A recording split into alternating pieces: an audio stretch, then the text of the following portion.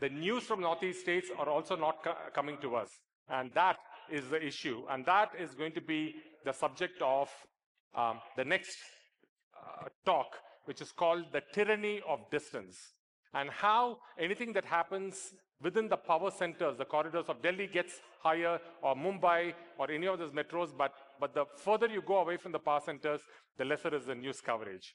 And there's no better person than Patricia Mukhim. She's the editor of Shillong Times and a fearless journalist who's been on the front lines of stories that rarely makes it to national primetime news. She was the first national reporter on the ground in Imphal during the Manipur ethnic unrest and has extensively covered issues from sectarian violence in Assam to tribal protests in Arunachal Pradesh. So from margins to mainstream, now put your hands together for Patricia Mukhim. Good afternoon, all. And I'm sorry that so few in this room have visited a part of the country that is also a part of India, which we call, many people call it Northeast India. I call it India's Northeast, because if you say Northeast India, it feels just like a geography. If you say India's Northeast, then you feel it is part of India. Yeah. So I'm talking about a part of the country which shares only 1% of its borders with the rest of India. And increasingly, people are making all kinds of noises about this.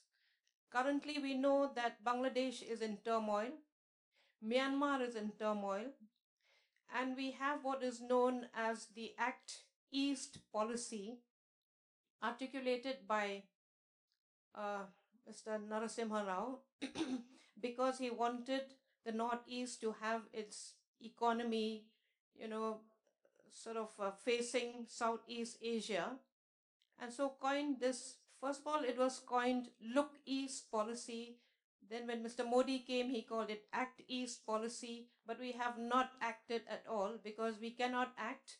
You cannot supersede Myanmar, which is always so violent and anarchic. So we are still in the same place as far as the economy is concerned. And, we are 7 states. I don't know if people know the names of all the 7 states. I'll not even ask the name of the capitals. Very few people actually know the state capitals of these 7 states. And we were, they dragged Sikkim together with us to make it 8 states because it fitted the sort of the planning ideologies of Delhi, that Sikkim should be part of the 7 northeastern states because we were all brought under the department, or rather the ministry for, we call it the donor ministry, the ministry for the development of the Northeast. Now, nothing much has happened. I come from a state, Meghalaya, which used to be the capital of the undivided state of Assam, which comprised all of the northeastern states. I come from that, from Meghalaya, from Shillong, where we do not yet have a functional airport. We are all very, very dependent on Assam. We don't have a railway line yet to connect us to Guwahati, where the nearest railway line is. And we have so many ethnic communities, about 238 ethnic communities at last count. That was stated by Mr. B.G. Varghese, who was a scholar of the northeastern region. All of these ethnic communities want separate administrations, separate homelands. That is why we've been having these conflicts. Even today, the Nagas are on peace talks with the government of India. So too the other militant outfits in Manipur. They're all on talks, but the talks are not getting anywhere. However, the conflict seems to have come down somewhat, and that may be a good idea because then you can think development. Otherwise, you have these so-called militant outfits who are always, on extortion mode. Any development program that the government brings to the region will be subjected to extortion. And I hope you understand what that means. Now, recently, a union minister came to Meghalaya and he made this statement that from 2014, about 5 lakh crores have been sent to the Northeast. And then he also said that 11 lakh crore more rupees will be sent to the region. Now, I don't know how many zeros there are in these lakh of crores. I only know that pumping money into the region to buy the allegiance of the people there is not going to work. And we don't understand why the central government does not have oversight mechanisms to monitor where all this money is going. Because whether we like it or not, all politicians are the same. A lot of the money that is coming for funding infrastructural projects actually goes into personal pockets.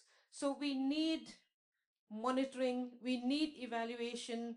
The people of the region really want this to happen. They want to see development. They want to see better connectivity within the region, which is not happening. It takes several hours by bus to go to Imphal. Now, the last time, do you remember what happened in May 3rd of May 2023? About 300 people were killed. Some of the corpses were found, some were not. So many churches were burned, houses were burned. I mean, it was violence of a very high level, very high degree, and about 16,000 people are still, not 60,000 plus people are still living in relief camps in different parts of Manipur, but particularly in the hills. Now think of a situation where in the same state, people from the valley cannot come to the hills. People from the hills cannot come to the valley. They are so separated by their differences that they have to take the long route from Aizawl or from Nagaland. Aizawl is in Mizoram, or Dimapur is in Nagaland. So they have to go to other states to take a flight out from Manipur. But the Prime Minister of this country, who is now being nominated for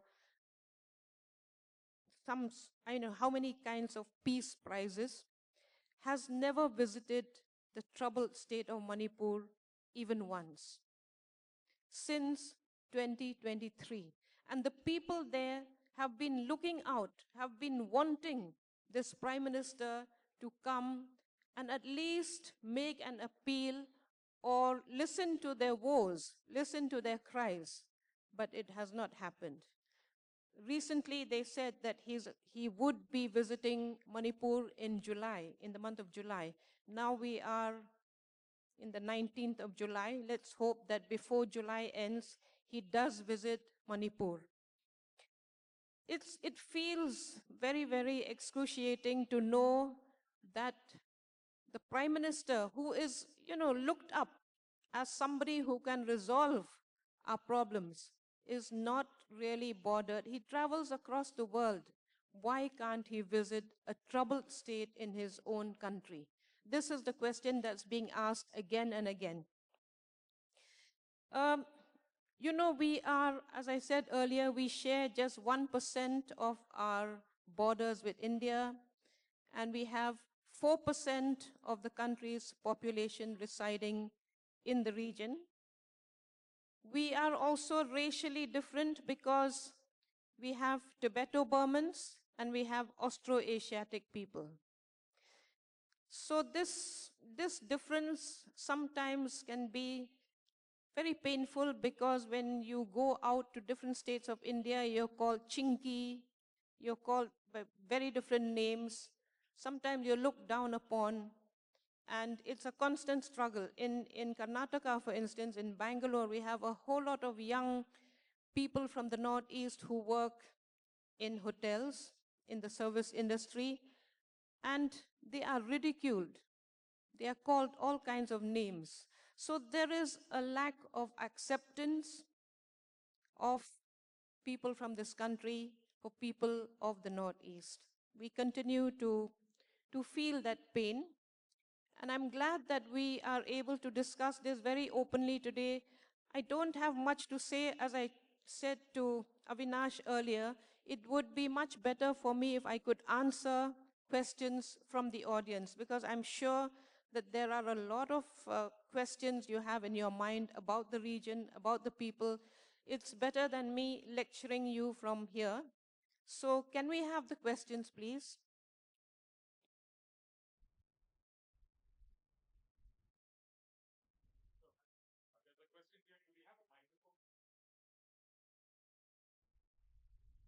State your name, please. Yeah.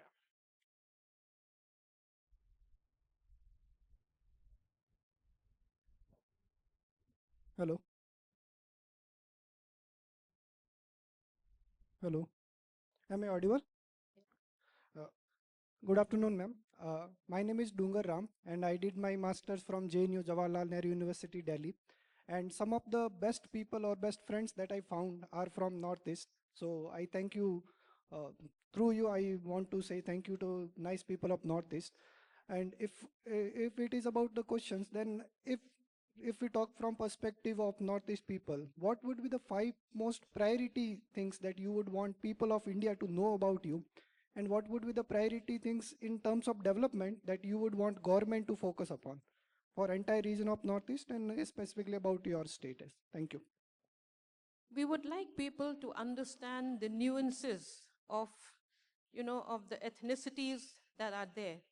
Uh, because in Arunachal Pradesh, you have 26 tribes.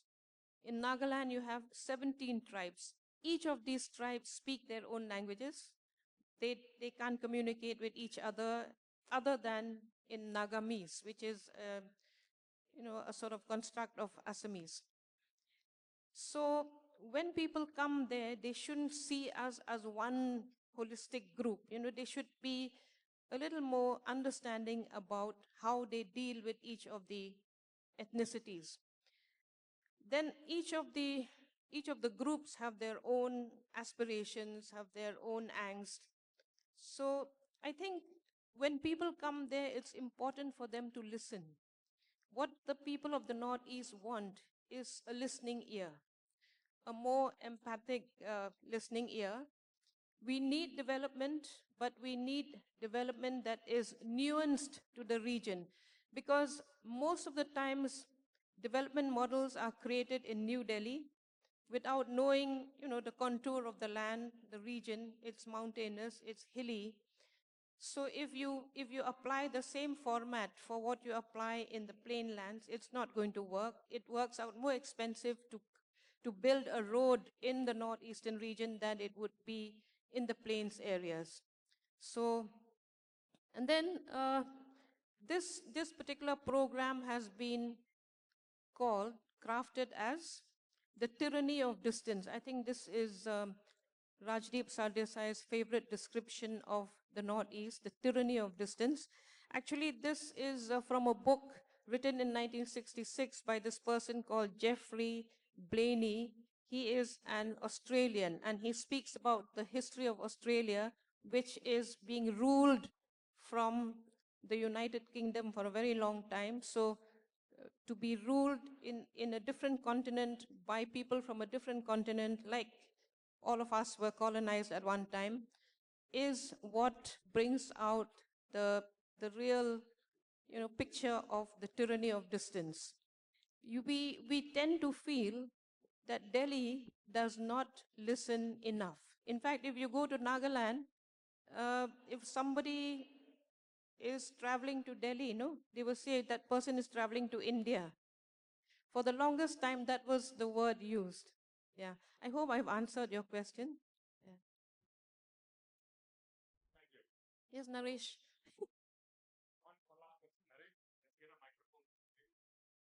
Kongpat, one of the realities of life in many states in the Northeast is the fact that groups are split across borders. And so in mainland India, which values the hard border, keeping outsiders out, what could be a realistic way of looking at this border, which for hundreds of years or thousands of years has been amorphous? See, we are all victims of the colonized borders, no?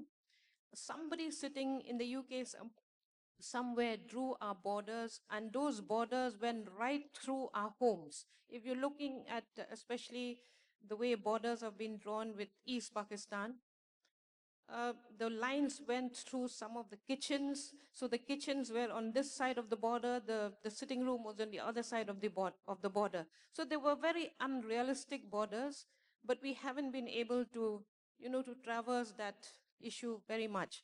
Then you look at Arunachal Pradesh, Nagaland, Manipur, you have the same kinship on both sides. And now just because of the Manipur conflict, you want to draw those hard borders. In the Northeast, I don't think those hard borders will work because it's, you can't draw a line through people's hearts and minds. Yeah. Thank you so much for taking the time out. And thank you so much for being honest. I can see the words that are really coming from the bottom of your heart, and it needs to be told. So thank you. Ladies and gentlemen, put your hands together for Ms. Patricia. Thank you so much. Thank you for giving me a solo space here. I don't know if I've been able to say much, but I'm around here so anyone can engage with me in their own time. Thank you.